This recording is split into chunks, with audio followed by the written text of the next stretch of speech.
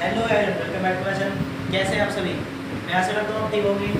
आज हम लेकर आए हैं आपके लिए चैप्टर नंबर 4। कौन सा? 10th क्लास का। आइए चलते हैं। चैप्टर का नाम है the diary of Anne Frank. ठीक है, इनके बारे में जानते हैं और आपको पता है हमारे शल पढ़ाने का कैसा है, टोटल समरी और एक्सप्रेशन। जो ये एनी फ्रैंक है, ये एनी फ्रैंक की सच्ची कहानी है और इनका जन्म 1929 में 1929 के अंदर हुआ था और इनकी डेथ हुई थी 1945 के अंदर मार्च या मई में।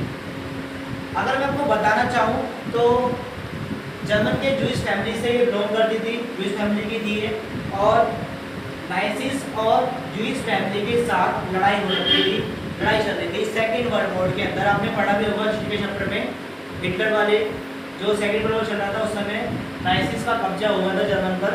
तो जो जूइश फैमिली थी, जो एनी फ्रैंक की फैमिली थी, उन्हें वहाँ से छोड़ के जाना पड़ा और वो नीदरलैंड में जाके कहीं पे चले गए थे और उनके साथ 4 दोस्त भी गए थे उनके।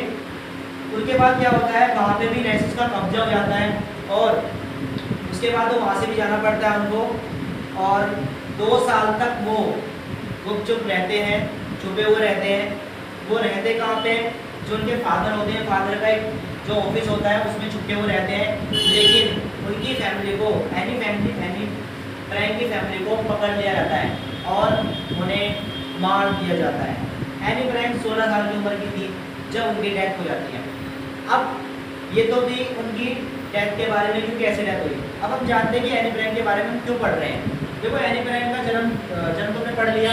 देखो, 12 जून 1942 को उनको उनके बर्थडे पर एक डायरी मिलती है और डायरी लिखना वो चालू करती है। जब वो 13 साल की उम्र की थी, जब वो डायरी लिखना चालू करती है, वो 2 साल तक डायरी लिखती है और उनके फादर को जब एनी फ्रैंक की मृत्यु होती है, डेथ होती है, तो उनके फादर बच जाते हैं।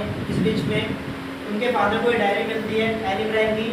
एनी फ्रैंक की डायरी को वो सोचते हैं कि मुझे ये डायरी पब्लिश करवानी चाहिए।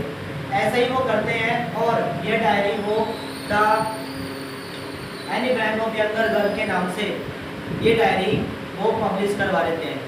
उसी का जो ये पार्ट है, छोटा सा पार्ट है, उसी किताब का छोटा सा पार्ट हम पढ़ रहे हैं एनी फ्रैंक के बारे में।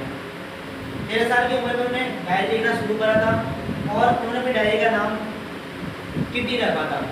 वो कहती है डायरी एक ऐसी चीज़ होती है, एक ऐसा फ्रेंड होता है जो हमारी बातें सुनता तो है लेकिन हमारी बातें किसी को बताता नहीं है। वो एक ऐसा ट्रू फ्रेंड होता है जो हमारे लाइफ में कभी कभी होता भी नहीं है। वो कहती है मेरी लाइफ में बहुत सारे फ्रेंड हैं, मेरी फैमिली भी है, लेकिन वो फ्रेंड नहीं है जो ट्रू होता है।